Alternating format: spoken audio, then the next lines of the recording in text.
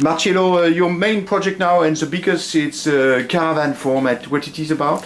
It's about a format that I developed, putting a caravan in different parts of the city and collecting story for the people. I develop a format or method where I can give this safety environment inside the caravan that people can trust me to give me their stories, and some in general are stories that they're not used to tell.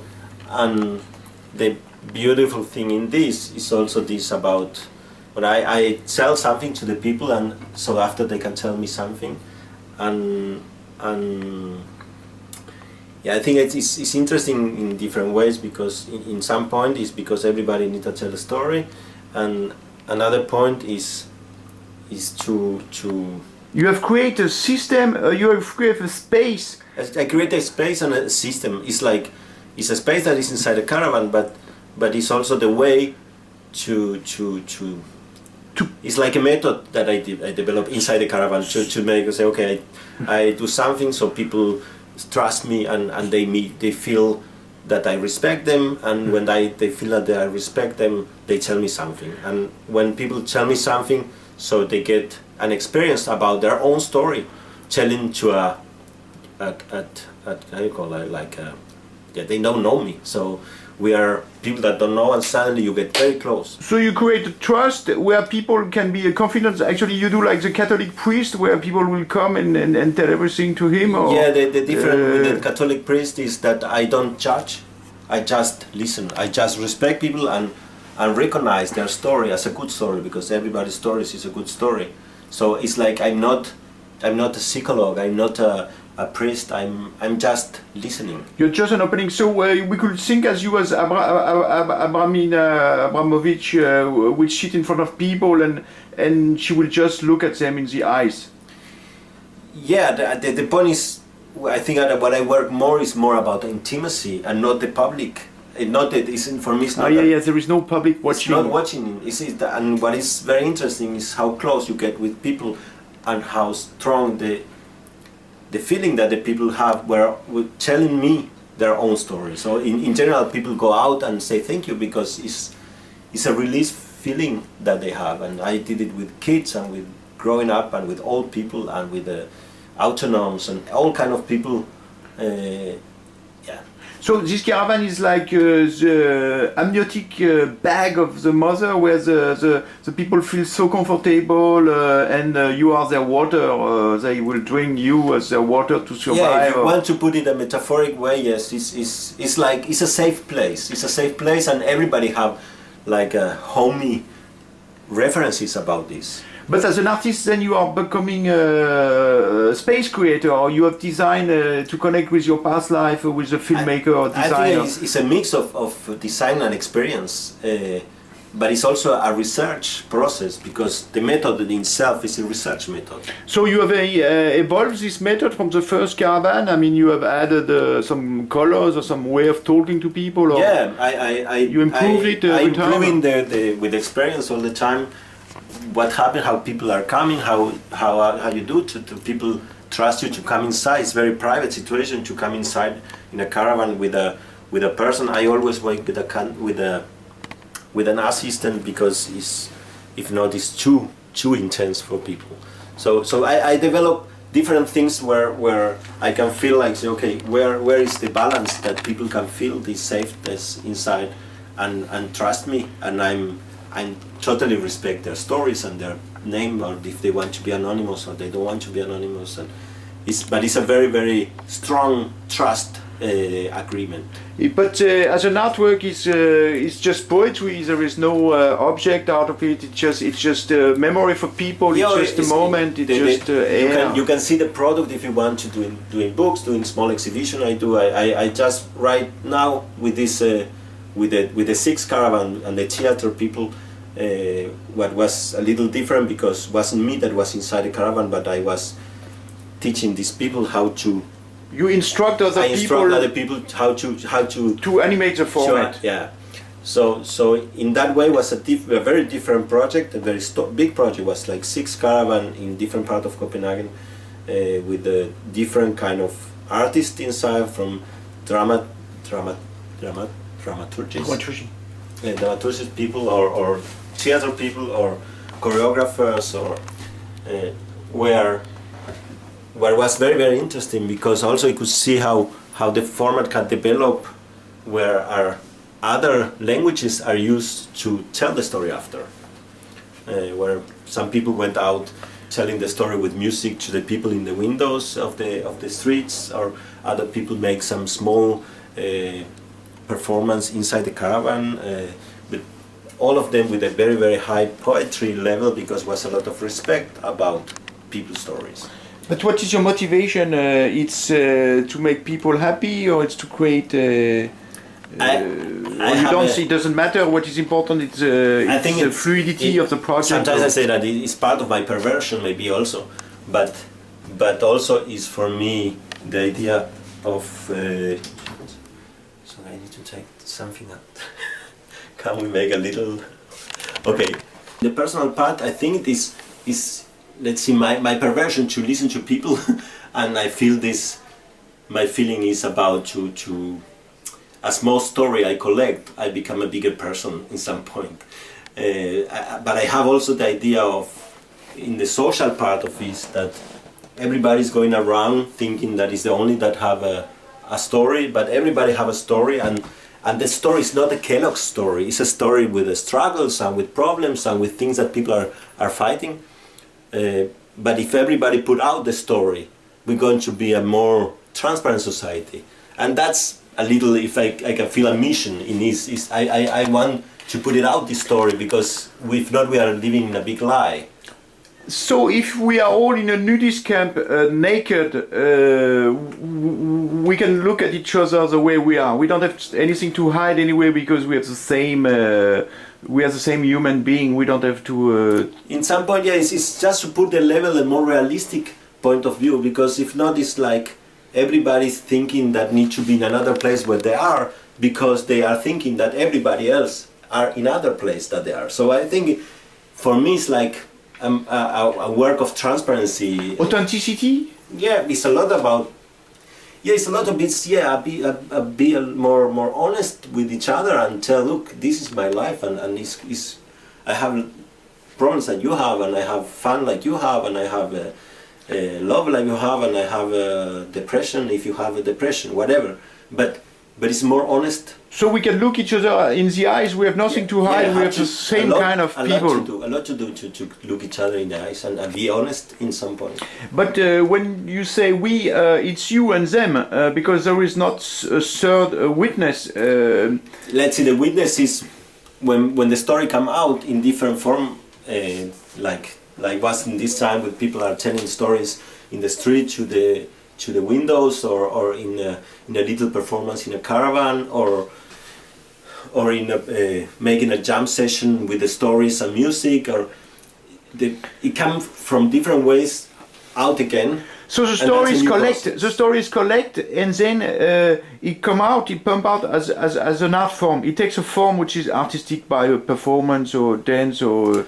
Every story is reborn in the mouth of somebody else, or in or in an exhibition. I did also like big collage with the part of the stories and the pictures, and can be a graphic part, can be also like was this time with the how you call isen, what you call like stage art was this project, the last one. So I see all the time new possibilities. You have the sound. That sometimes you can use. It's many different possibilities. It's endless. Yeah, I think so. It's like it's growing. I think it's growing very much, and I can see that it works. Yeah. But you, as an artist, how can you digest so much life and so much, because you become a kind of a glutton. You have all these stories. You're feeding yourself with all this. I have. How can you deal with all those life? I have this feeling that I got in love with people almost, was because you got so close. Yeah. With the time, I'm learned to